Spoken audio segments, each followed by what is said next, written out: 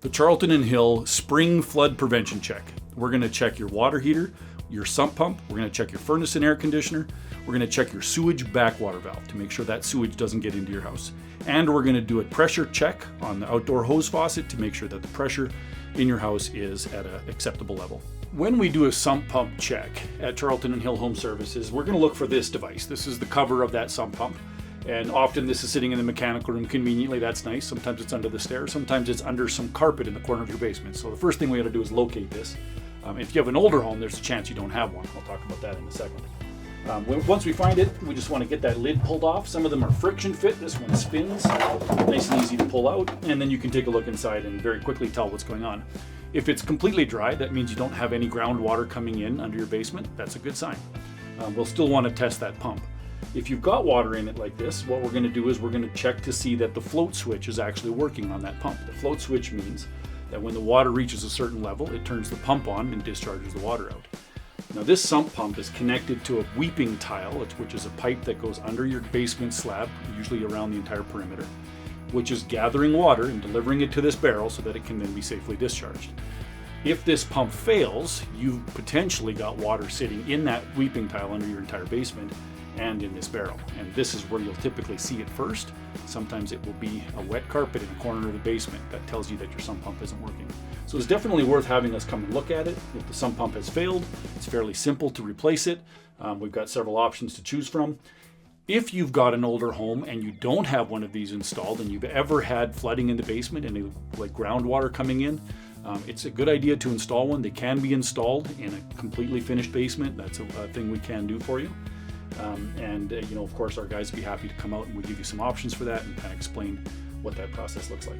Checking your water heater can be done a couple of different ways. Now, if you happen to have a tankless water heater like we see here, there's a different way that we go about checking this tankless water heater. They are way less susceptible to those spring breakdowns where you're going to get a flood on the floor. So we're less worried when we see one of these, but there is a flush procedure that needs to be done on these, and it needs to be done every couple of years. As you know, in southern Alberta, the water is extremely hard. That calcium builds up inside the fine series of pipes that are inside this unit. And what we do is we hook a pump up with a special chemical that is potable, meaning that it's safe to drink if any of it does remain in the system. And we use these service valves to flush that system, and that pump stays on it, and we just run it for a series of 30 to 45 minutes while that reduces the calcium, takes some of that out of the system, and extends the life of your tankless water heater.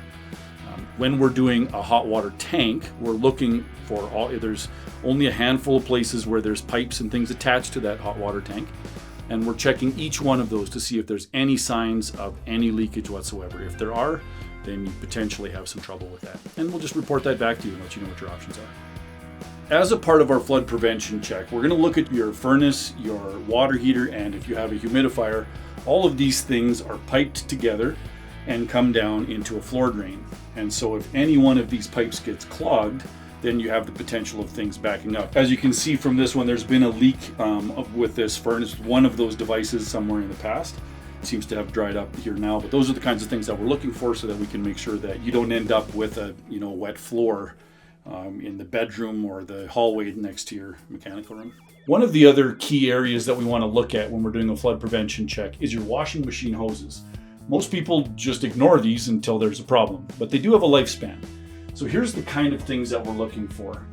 First of all, the reason that they get in trouble is because they're under a bit of pressure, and most washing machines, especially the newer models, have fast-acting valves. That means when water is being let into the system, that valve opens quickly, and the moment it's satisfied, that valve acts quickly and shuts. That jars those lines. Every time that thing closes really quickly, it's like you're slamming your faucet shut every time you're closing it.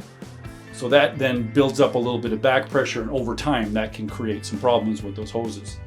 Furthermore, as this thing runs, it's jiggling back and forth, and in this one, the hoses are pinched against the wall just a little bit because of where the washing machine is positioned. That's not uncommon, and it's hidden behind, and usually the way you find out there was a problem is you walk into this room and there's water on the floor. So we like to check those hoses and make sure that we've looked at them and assessed their condition, and again, if attention is needed, then we'll give you some options on what to do. You can book by going onto our website or giving us a call at 403-328-2665.